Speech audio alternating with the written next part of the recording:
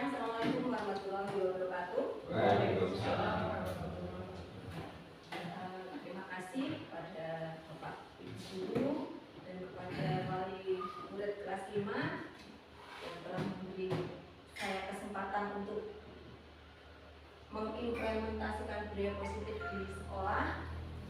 Sebelum saya mulai, marilah kita panjatkan puji dan syukur kepada Tuhan Yang Maha Esa, karena dengan segala limpahan rahmat dan nikmat-Nya kita diberikan kesehatan, kesempatan sehingga dapat melakukan kegiatan di siang hari ini di ruangan kelas 4 ini dengan keadaan sehat, dan semoga nanti pada pelaksanaan implementasi budaya positif tidak ada halangan suatu apapun dan berjalan dengan lancar. Marilah kegiatan pada siang hari ini kita buka dengan berdoa. Dengan sempurna berdoa kita mulai. Doa cukup. Terima kasih. Sebenarnya saya agak tegang ya. Sebelum kita mulai, kalau saat saya mengikuti kegiatan di luar itu ada ice breaking, monggo kita ber-ice breaking bersama.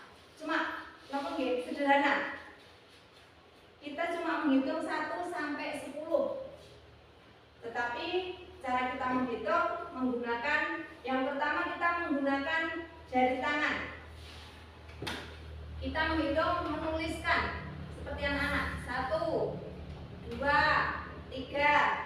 Kita hitung ya, kita mulai. Monggo Bapak, Ibu pakai jari tangan. Mulai ya. 1, 2, 3, 4, 5, 6, 7, 8, 9, 10. Ini kita menghitungnya pakai jari tangan. Sekarang kita menghitungnya pakai mulut, tetapi kita menulis. Kita bayangkan kita menulis dengan mulut kita. Oke? Bagaimana itu? Oke? Saya contohin 1 seperti itu. Karena ini pakai mulut, kita bayangkan pakai mulut. Mulut itu kan kita 1, 2. Oke, monggo kita mulai. Nanti masih ada tahap yang ketiga, bukan pakai mulut, tapi kita lakukan dulu yang pakai mulut. Oke, mulai. 1, 2, 3, 4, 5, 6, 7, 8, 9, 10.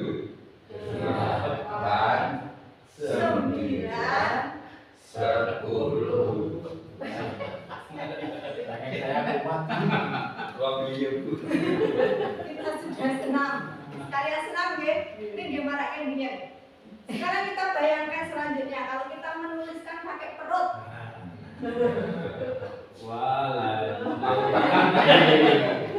Kalau kita sambil sikut bisa pakai sikut, kita coba.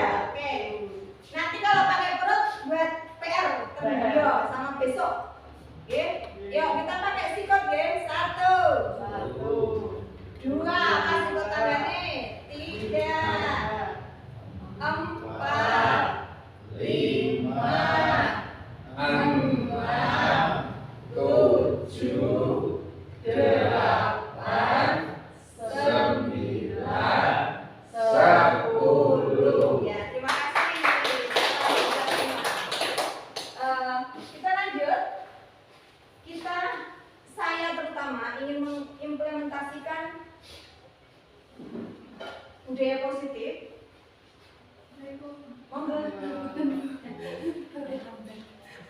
Selama saya mengikuti pendidikan calon guru penggerak, saya dituntut untuk mendesiminasikan kegiatan-kegiatan saya kepada Bapak Ibu teman sejawat dan juga kepada orang tua wali. Apa saja yang telah saya peroleh di kegiatan calon guru penggerak? Ada beberapa modul yang sudah saya pelajari, dari modul 1, 1.1, 1.2 sampai 1.4. Dan yang sekarang saya memasuki modul 2.1. Saya sudah mengikuti kegiatan CGP selama hampir sudah 2 bulan. Dan sekarang saya ingin mengimbaskan pengetahuan saya tentang budaya positif. Halo Pak Rahmat.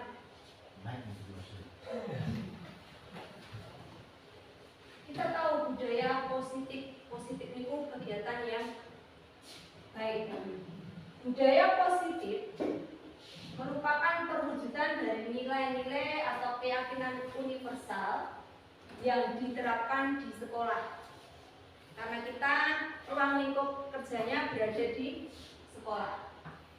Budaya positif di sekolah tidak dapat diciptakan secara instan, tetapi perlu penerapan budaya positif di sekolah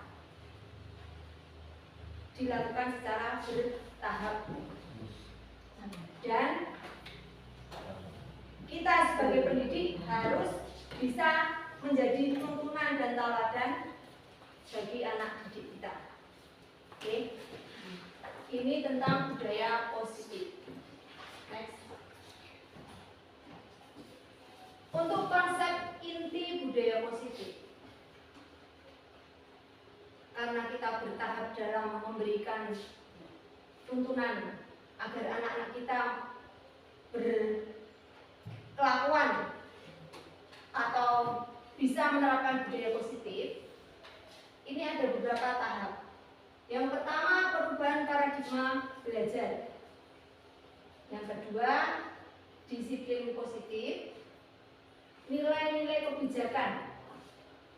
Dan yang keempat, keyakinan kelas yang saat ini baru saja kita dengung-dengungkan, baru heboh-hebohnya kita laksanakan di sekolah kita. Yang keempat, kebutuhan dasar manusia. Yang kelima, motivasi perilaku manusia. Yang keenam, posisi kontrol guru. Dan yang selanjutnya yang ke-8 adalah segitiga restitusi. Perubahan paradigma belajar. Next, Mas.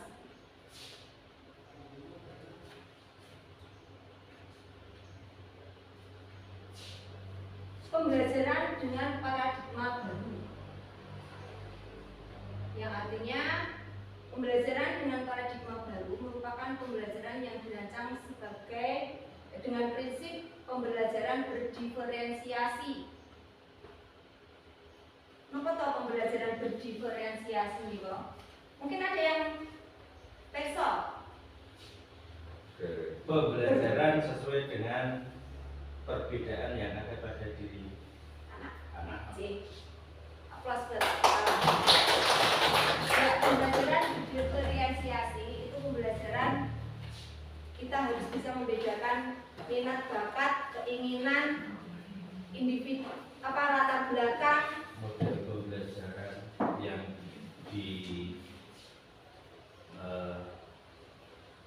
yang ada pada siswa, karena semua siswa tidak sama, betul. Peserta didik belajar berdasarkan tahap perkembangan sesuai dengan teori psikologi modern yang sesuai dengan profil pelajar Pancasila. Bapak, Ibu, dan Bapak, Ibu wali dan wali murid, di sekolah kita selalu kita dengungkan tentang profil pelajar Pancasila. Setiap pagi anak-anak di dalam kelas maupun di halaman kita kumpulkan, setiap pagi kita dengungkan tentang profil pelajar Pancasila. Apa isinya profil pelajar Pancasila? Yang pertama, beriman dan bertakwa kepada Tuhan Yang Maha Esa dan berakhlak mulia. Itu merupakan disiplin positif juga, karena kita mengharapkan anak-anak kita menjadi anak-anak yang soleh-solehah, berbudi pekerti luhur, beriman dan bertakwa kepada Tuhan. Yang kedua, berkebinekaan global. Yang ketiga, gotong royong. Kita ajarkan juga anak-anak di sekolah ini untuk selalu bergotong royong, bekerja sama, agar pekerjaan atau kegiatan terutama untuk menjaga lingkungan, kalau anak-anak kita biasakan untuk piket bersama, kita ajarkan mereka untuk bekerja sama membersihkan ruangan kelas. Dan saat Jumat pun kita juga selalu mengajak anak-anak untuk membersihkan lingkungan sekolah. Kreatif, anak-anak juga kita tuntun untuk selalu belajar kreatif, memantik, memberikan pertanyaan, memberikan masalah kepada anak-anak agar mereka bisa berpikir kreatif bagaimana cara memecahkan masalah yang sedang mereka hadapi.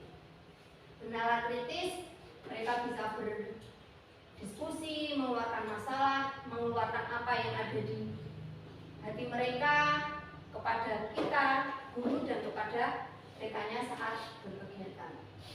Mandiri, dengan harapan suatu saat anak kita bisa mandiri, apapun bisa mereka lakukan dengan segala kemampuan yang ada pada dirinya.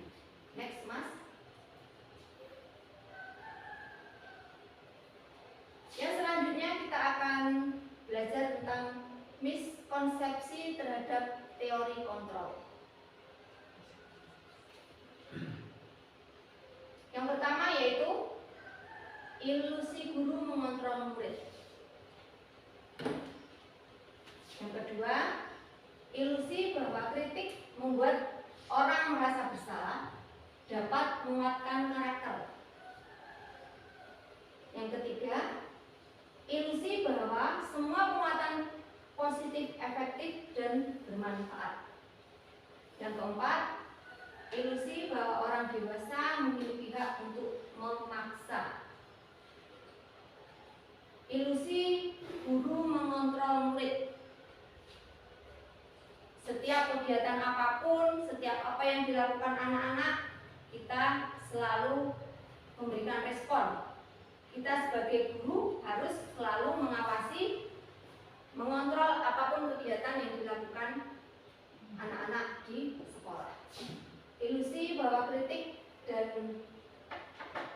membuat orang merasa bersalah, dapat menguatkan karakter. Anak-anak biasanya apa? Kadang dia mau ngomong, Bapak Ibu guru harus begini.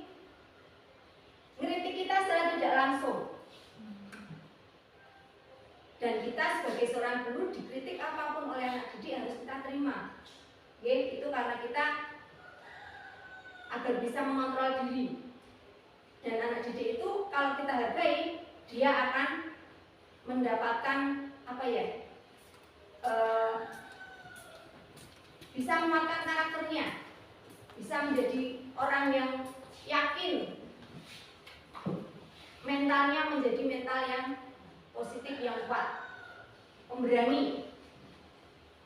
Ilusi bahwa semua penguatan positif efektif dan bermanfaat. Ilusi bahwa orang dewasa memiliki hak untuk memaksa. Kita tidak berhak untuk memaksa karena kita sebagai pendidik, kita hanya bisa menuntun dan memberikan contoh yang terbaik buat anak didik. Next, Pak. Mengubah paradigma stimulus respon ke pendekatan teori kontrol. Apa itu stimulus respon? Realitas kebutuhan kita sama. Semua orang melihat hal yang sama. Kita mencoba mengubah orang agar berpandangan sama dengan kita. Orang lain bisa mengontrol saya. Saya bisa mengontrol orang lain. Pemaksaan ada pada saat rujukan gagal. Model berpikir menang atau kalah. Teori kontrolnya, kebutuhan kita sama, tetapi teori kontrolnya realitasnya kita itu berbeda. Oke. Dipaksa mau pilih, tetap kita itu berbeda. Semua orang melihat hal yang sama, tetapi setiap orang juga memiliki gambaran yang berbeda. Kita suruh orang untuk berpandangan yang sama tidak bisa. Kita harus bisa memahami pandangan orang lain tentang dunia, tentang orang lain. Perilaku yang buruk dilihat sebagai suatu kesalahan. Perilaku yang buruk itu mempunyai tujuan. Pemaling itu tujuannya apa? Wong sinau tujuannya apa? Gitu Pak. Semuanya itu ada tujuan. Dan kita tidak boleh menjudge, wah dia maling, dia pencuri, orangnya seperti ini. Kita cari latar belakangnya, kita cari tujuannya. Nek maling itu tetap elak, gitu. Orang lain bisa mengontrol saya. Hanya Anda yang bisa mengontrol diri Anda. Kita tidak bisa dikontrol orang lain. Hanya diri kita yang bisa mengontrol diri kita sendiri. Nek murid yang ngayal, kalau muridnya itu bandel sekali, kita mau murid-murid mau marah sampai bagaimanapun kita ingat, aduh, saya seorang pendidik, Tidak bisa mengontrol orang lain. ya, tetapi kita tidak bisa mengontrol anak-anak kita, gitu. Tapi kita sebagai orang tua di sekolah, biarpun mereka nakal, nggak nakal ya, biarpun aktifnya mereka seperti apa, kita tetap bisa mengontrol diri kita. Saya bisa mengontrol orang lain. Bisakah kita mengontrol orang lain? Saya kira tidak, nih. Kita dikontrol orang lain karena tidak mau. Apalagi kita mengontrol orang lain. Pemaksaan ada pada saat bukan gagal. Kolaborasi, kerjasama, dan konsensus menciptakan pilihan-pilihan baru.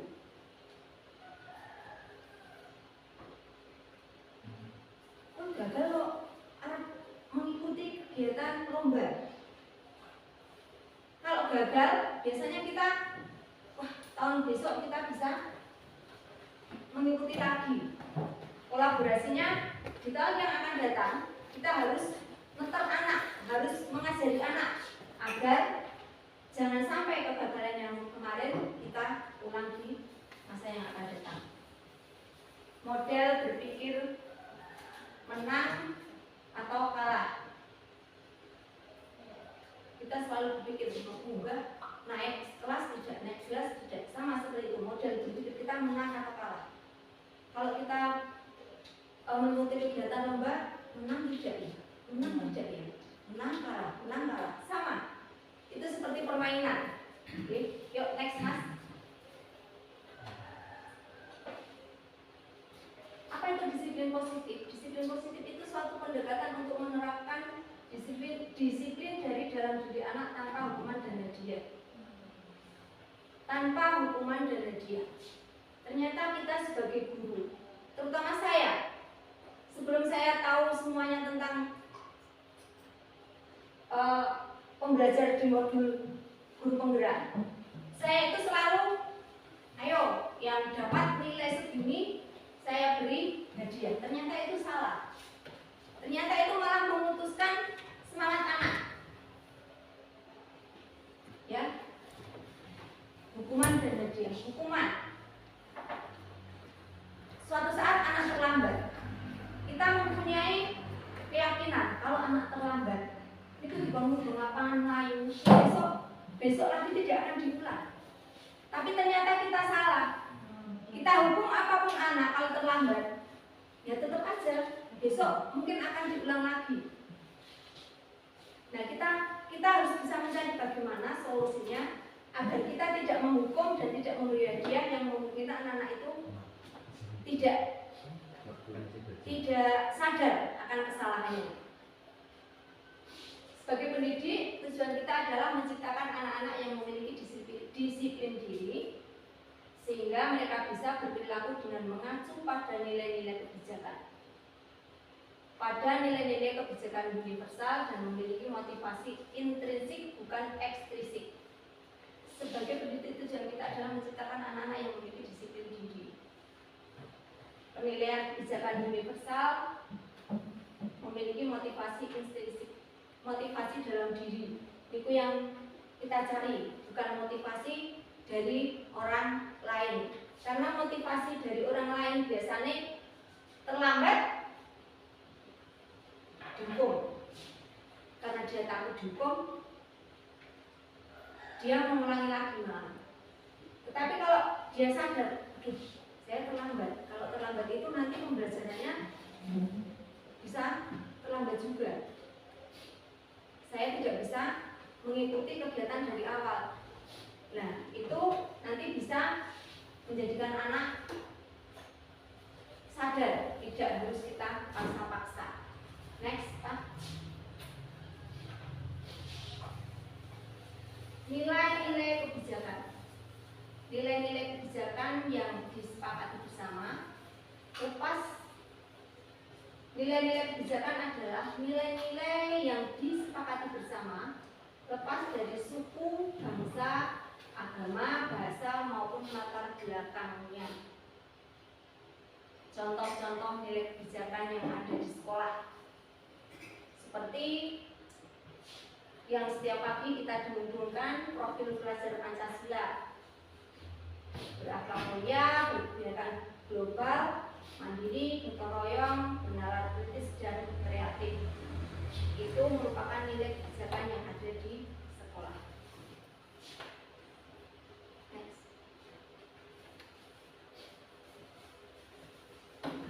Kita akan memasuki tentang kebutuhan dasar manusia.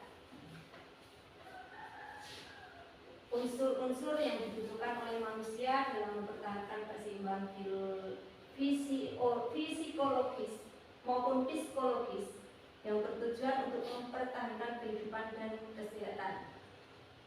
Next, Mas. Nah, ini segitiga teori kebutuhan manusia menurut Maslow. Kebutuhan aktualisasi diri, penghargaan, kasih sayang, rasa aman, kebutuhan psikologis. Next, Mas. 5 dasar kebutuhan manusia. 5 kebutuhan dasar manusia yang harus dipenuhi agar dapat mempertahankan kehidupan.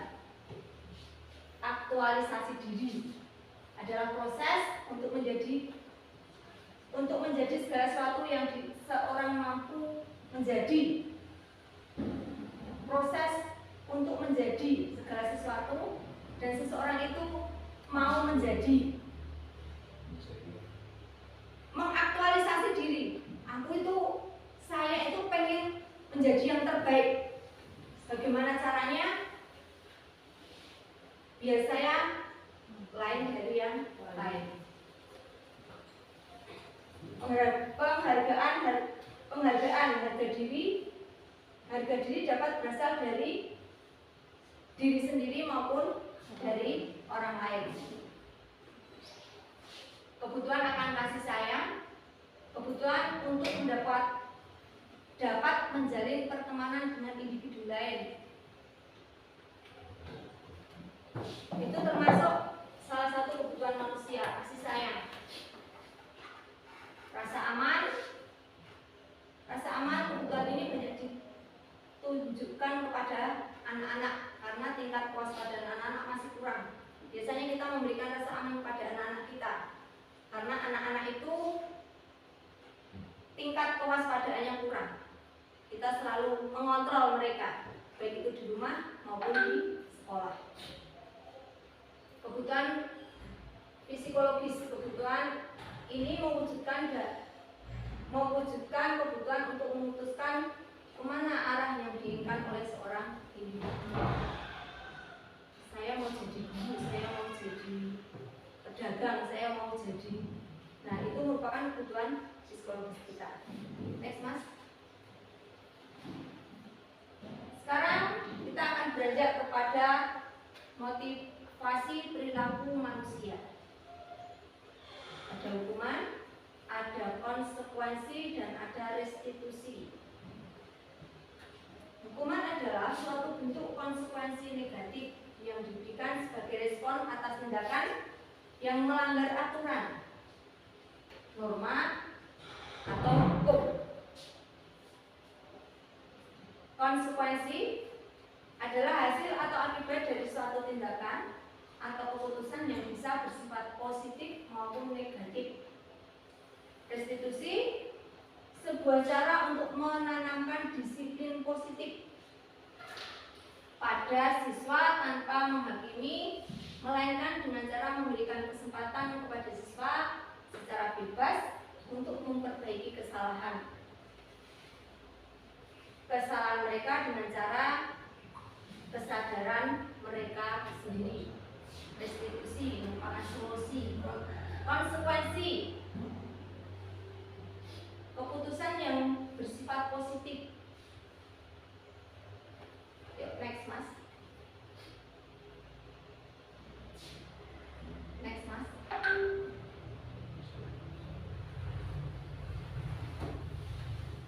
Penghukum. Tadi ada hukuman, penghukum. Seorang penghukum bisa menggunakan hukuman fisik maupun verbal. Sama seperti tadi, saat anak-anak melanggar aturan, kita hukum, mesti IBC, membersihkan kamar mandi, menggunakan hukuman fisik. Pembuat rasa bersalah akan menggunakan kepentingan dan membuat orang lain merasa tidak nyaman, bersalah atau rendah diri. Biasanya kalau anak-anak membuat kesalahan di sekolah, kita menggunakan anak-anak kita panggil, kita tanya, kenapa toh kok kamu berbuat seperti ini? Latar belakangmu apa? Alasanmu apa? Seperti itu. Itu biasanya kalau anak-anak kita tanya dengan hati, dengan pelan-pelan, anak itu akan mengaku. Dia akan curhat. Mengapa mereka melakukan hal yang tidak kita inginkan? Jadi anak merasa bersalah sehingga kita menemukan, oh ternyata anak ini punya alasan tersendiri. Sebagai teman, pada posisi ini tidak akan menyakiti murid, namun akan tetap berupaya mengontrol seperti tadi. Bu belajar tau ya, nggak bisa mendapat nilai yang bagus. Biasanya kalau kita sinau tidak kamu, belajar tidak kamu. Pun bungok riyen saurunge ngerti latar belakangnya bocah. Itu biasanya saya seperti itu. Pemantau, murid sebagai pemantau. Memantau berarti mengawasi. Kita bertanggung jawab atas perilaku orang yang kita awasi. Kita bertanggung jawab terhadap anak-anak yang kita awasi, yang kita didik di sekolah. Yang terakhir, manajer. Posisi kita di sekolah ini sebagai manajer, di mana guru berbuat sesuatu bersama dengan murid, mempersilahkan murid mempertanggungjawabkan perilakunya, mendukung murid agar dapat menemukan solusi dan permasalahan sendiri. Ini kita di sekolah. Berbuat adil, tidak membeda-bedakan antara anak satu, anak yang lain. Mendukung murid untuk menjadi anak yang bertanggung jawab. Next mas. Dan bisa bertanggung jawab dan bisa menyelesaikan masalah yang ada pada dirinya. Ini 5 posisi kontrol. 5 posisi kontrol guru. Sebagai penghukum, membuat orang merasa bersalah. Sebagai teman, pemantau, dan manajer. Motivasinya, kalau kita menghardik murid, nyengani murid, marah sama murid, menunjuk-nunjuk atau menyakiti, menyindir, itu kita menghukum atau pemantau. Kita sebagai penghukum atau pemantau, kenapa terlambat? Jangan seperti itu. Kita sebagai penghukum. hukum mengejar. Kalau anak itu kita hukum, mereka akan ciut nyalinya. Sekarang, ayolah lakukan demi ibu guru. Posisi kita sebagai apa? Sebagai penghukum, membuat orang merasa bersalah, sebagai teman, atau pemantau, ataupun manajer. Ayolah. Kita biasanya kalau dengan teman, sebagai seorang teman, merayu muridnya LEDW, merayu murid kita agar mereka bisa berbuat yang lebih baik tanpa harus kita marah-marah.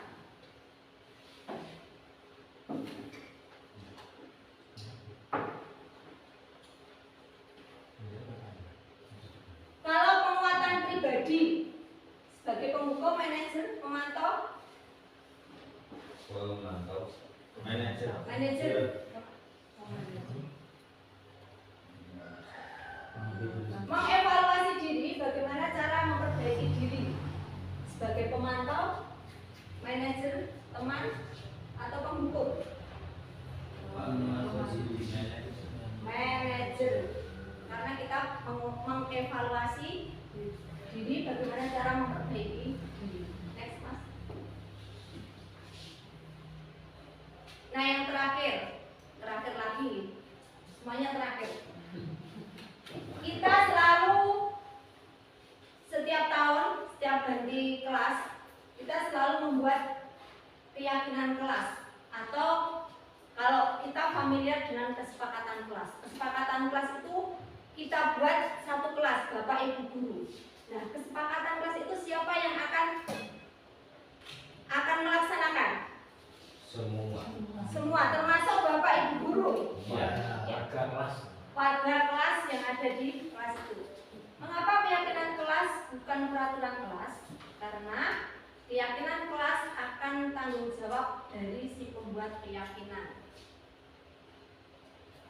bukan penghukum. Buang sampah, buang sampah sembarangan, dimarah-marah, dibersihin satu kelas. Nah, itu sebagai peraturan yang kadang malah membuat kita tidak tertib. Kalau murid saya marahin, malah pergi, gitu. Mungkin dia karena dia merasa gue ini tuh marah-marah terus. Tapi kalau saya nasihati, saya ajak berbicara dari hati ke hati, mereka sakit mengerti. Saya berusaha menjadi teman kalau dalam lima kontrol tadi. Ini keyakinan kelas yang telah saya buat beberapa waktu lalu. Ada banyak keyakinan kelas 1, 2, 3, 4, 5, 6, 7, 8. Tetapi saya hanya mengambil 11 keyakinan kelas. Pertama, saya ajak anak-anak untuk berdiskusi apa yang mereka inginkan di kelas mereka. Saya kasih kertas, saya suruh menulis. Mereka menulis sangat antusias sekali, banyak sekali sebenarnya. Itu mereka tulis dan mereka membaca dari keyakinan kelas teman-temannya. Setelah membaca, mereka usul sama saya, Bu, keyakinan kelas yang pertama ini, yang satu keyakinan kelas yang kedua ini, Bu. Saya tempelkan keyakinan kelas yang pertama, kedua, sampai yang ke-11. Mereka membaca, setelah mereka membaca, mereka bersepakat untuk melaksanakan keyakinan kelas yang telah mereka sepakati. Next, Mas. Ini sebenarnya ada videonya. Nanti videonya saya tunjukkan, tetapi karena ini PPT tidak bisa untuk buka video. Next, Mas. Ini karena dia melakukan kesalahan, bukan BP ini. Saya tanya, kenapa dia melakukan seperti itu? Dia mengutarakan Kenapa dia? Ini kasusnya dia terlambat. Saya tanya kenapa dia terlambat? Karena bangunnya kesiangan. Kok iso kesiangan? Ya karena dia begadang malamnya. Banyak bermain HP. Tantangan kita saat ini sebagai orang tua harus bijak kepada anak-anak. Karena anak-anak kalau sudah bermain HP, dari sore sampai besok pagi pun dia tidak ngantuk. Dia pun itu tidak ada kuota. Karena dia bermain game. Game itu bagaimana caranya, sehingga tidak merasa lelah. Dan akibatnya dia terlambat. Setelah saya tanya, saya kasih saran, dia sadar dan dia berjanji tidak akan mengulangi lagi. Next mas. Ini Mbak Zera saat mengerjakan tugasnya dicontek sama temennya, diminta, nangis. Kenapa? Karena tugasnya diambil sama temannya, dia marah-marah. Saya tanya, terus saya kasih saran, dan akhirnya dia bisa memahami. Next mas.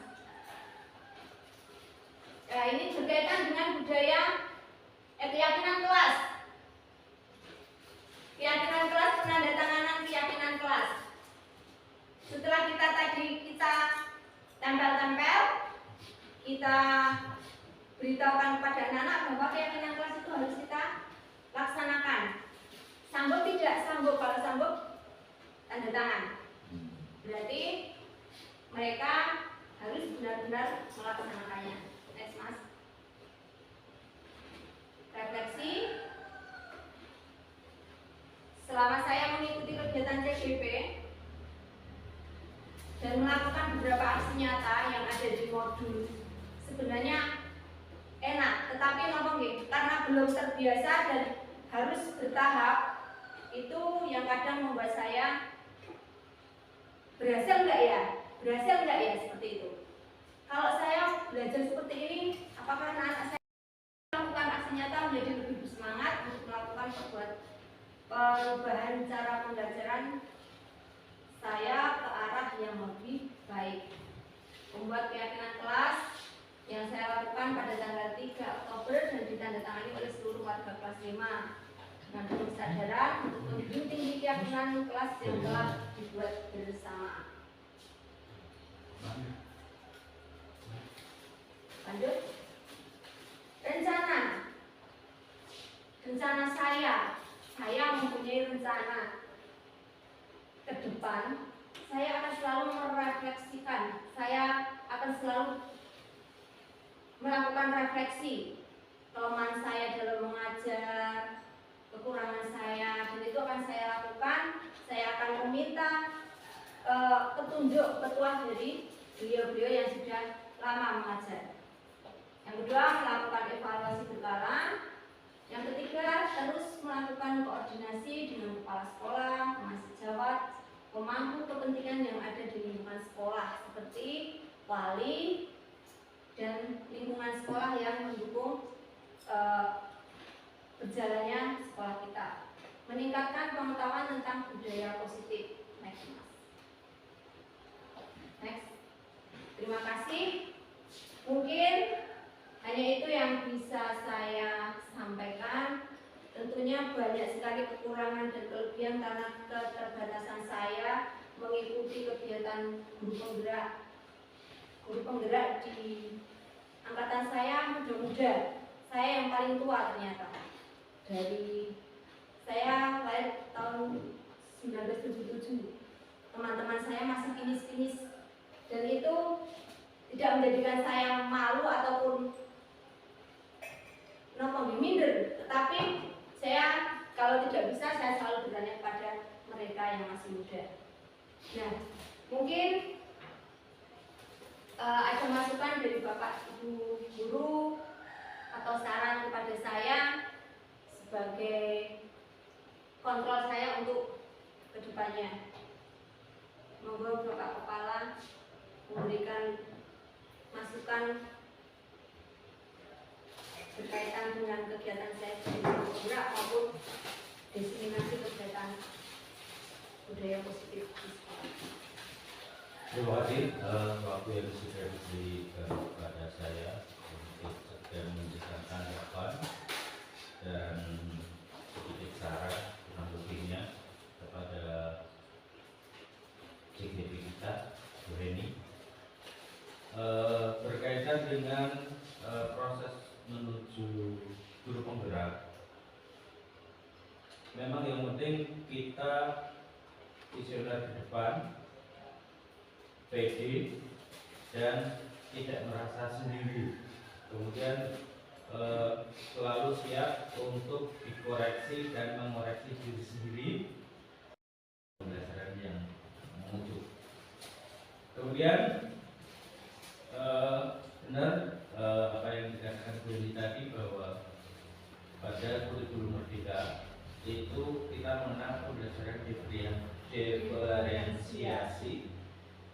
Ini mohon diterapkan secara benar-benar di kelas Bu Heni karena memang setiap kebutuhan anak dalam belajar itu tingkatnya berbeda. Demikian dari saya. Terima kasih. Terima kasih Pak Kepala Sekolah dan Bu Kelas. Terima kasih, mudah-mudahan saya bisa membuat anak ini dan bisa lolos dan bisa lulus sampai nanti 6 bulan ke depan. Mungkin ada tambahan dari bapak-bapak yang lain. Terima kasih waktu yang diberikan saya. Jadi menambah materi dari Pak Kepala. Untuk saya untuk guru penggerak ini, ya. Jadi karena kita, saya Pak Suki, Pak Jaden, dan Pak Kepala kan guru-guru yang bisa dengan wis kadar luar soal tua senior kan ketinggalan zaman. Jadi harapan kami guru sana khususnya yang tidak ikut guru penggerak, selama ini saya merasa ketinggalan informasi dan ketinggalan apa ya, teori-teori yang seperti itu. Jadi supaya Bu Heni sebagai guru penggerak yang menerima informasi lebih update, ya, itu tidak sungkan-sungkan istilahnya memberikan kepada kita seperti saat ini. Tapi tidak harus seperti ini kegiatan tersebut. Jadi mungkin di kantor ambil ngomong-ngomong, oh sekarang itu begini ya. Jadi kita yang sudah tualah itu ketinggalan informasi itu semoga bisa mengupdate perkembangan ilmu yang Siang Mbak Dira. Sudah istirahat? Sudah makan? Berarti sudah fresh kembali. Oke? Mbak Dira tahu kenapa dipanggil sama Bu Heni? Tidak tahu. Oke, sekarang Bu Heni mau tanya. Tadi pagi Mbak Dira marah-marah di kelas, membuang bukunya teman. Kenapa? Oke, buku-bukunya diambil. Kan cuma diambil. Diambil saja apa? Diapakan? Oh, berarti temannya Mbak Dira ada PR, temannya tidak mengerjakan, bukunya Mbak Dira diambil, kemudian dicontek. Terus Mbak Dira tidak menegurnya, langsung marah-marah? Oh, langsung marah-marah. Oke, kalau Bu Heni menjadi Mbak Dira, mungkin Bu Heni juga marah-marah karena hasil pekerjaan Bu Heni semalam dicontek begitu saja. Ya, tetapi kalau marah-marah sampai membuang bukunya teman itu tindakan yang tidak baik. Coba Mbak Dira, mari kita cari solusi dan kita renungkan. Kenapa kok tidak baik? Melanggar apa kan Mbak Dira? Iya, Mbak Dira sudah melanggar kesepakatan kelas, yang dimana dalam kesepakatan kelas itu antara lain kita harus saling menghormati dan menghargai teman, baik itu teman satu kelas maupun teman di luar kelas. Oke, benar. Sekarang keyakinan yang Mbak Dira rasakan seperti apa? Mbak Dira harus apa? Selalu apa? Bersatu. sabar. Walaupun Mbak Aldira bukunya dicontek, Mbak Aldira sabar, nggak usah marah-marah. Ditegur saja temannya, ya. Jangan menyontek. Kalau kamu tidak bisa, mari kita kerjakan bersama-sama. Sekarang apa yang harus kamu lakukan untuk memperbaiki kesalahan kamu ini? Karena kamu marah-marah sama teman, membuang punya teman, apa yang harus kamu perbaiki? Meminta maaf, terus berjanji tidak apa? Iya, minta maaf kepada teman dan berjanji tidak akan mengulangi lagi. Mulai kapan Mbak Aldira berjanji tidak mengulangi lagi? Mulai hari ini, mulai sekarang. Berarti besok kalau temannya ada yang menyontek, ditegur, dibilangin, ayo kita kerjakan bareng-bareng. Jangan suka menyontek karena menyontek itu tidak baik. Begitu Mbak Aldira ya. Oke, terima kasih. Sangat jelas Mbak Aldira memberikan penjelasan kepada Bu Eni. Silakan Mbak Aldira kembali ke kelas, tetap semangat dan selalu bersabar. Silakan kembali ke kelas. Terima kasih Bu sudah mengingatkan saya untuk saling menghargai dan menghormati dan selalu bersabar. Saya berjanji Bu. Pagi Bu. Bu Eni dengar beberapa kali Mas Rasid terlambat ke sekolah, masuknya kesiangan. Kenapa Le? Karena Bangunnya kesiangan? ya Bangunnya kesiangan. Kalau bangun kesiangan, mandi juga kesiangan, kadang lupa untuk sarapan. Nah, kenapa kamu bangunnya kesiangan? mainan HP sambil begadang. Aduh, banyak bermain HP sambil begadang. Kalau bisa bermain HP sambil begadang harus dikurangi. Kalau kamu tidurnya malam, mesti kamu akan bangun terlambat. Baik, sekarang kita cari solusinya bagaimana agar kamu tidak terlambat. Bagaimana solusinya? Mengurangi bermain HP dan tidurnya jangan terlalu malam. Oke? Kalau kamu terlambat, tentu saja kamu melanggar keyakinan kelas. Apa keyakinan kelasnya? Tidak disiplin, kita tidak menghargai waktu. Kalau kita menghargai waktu, tentu saja kita bermain HP-nya tidak terlalu malam dan tidur juga tidak terlalu malam. Oke? Kalau disiplin itu penting tidak di sekolah? Penting. Penting. Menghargai waktu juga sangat penting. Jadi kedua-duanya sangat penting. Jadi kita harus menaati, betul. Mulai sekarang kamu berjanji mulai kapan kamu mau mentaati dan berubah tidak terlambat lagi? Mulai hari ini. Mulai hari ini, berarti nanti malam jangan begadang, ya. Oke, kita sebagai pelajar harus banyak menghargai waktu, harus belajar disiplin agar nanti dalam kehidupan yang akan datang kita juga akan menjadi anak yang sukses, ya. Menurut kamu yang terakhir ya, terlambat, agar kamu tidak terlambat itu bagaimana? Lagi, diulangi lagi. Bangun pagi, oke. Mulai hari ini Mas Rasid sudah berjanji mau merubah pola yang tadinya terlambat menjadi tidak terlambat, ya. Semangat buat Mas Rasid. Mulai besok pagi Bu Eni tidak mau mendengar Mas Rasid terlambat karena bangun kesiangan. Gitu ya Le, terima kasih.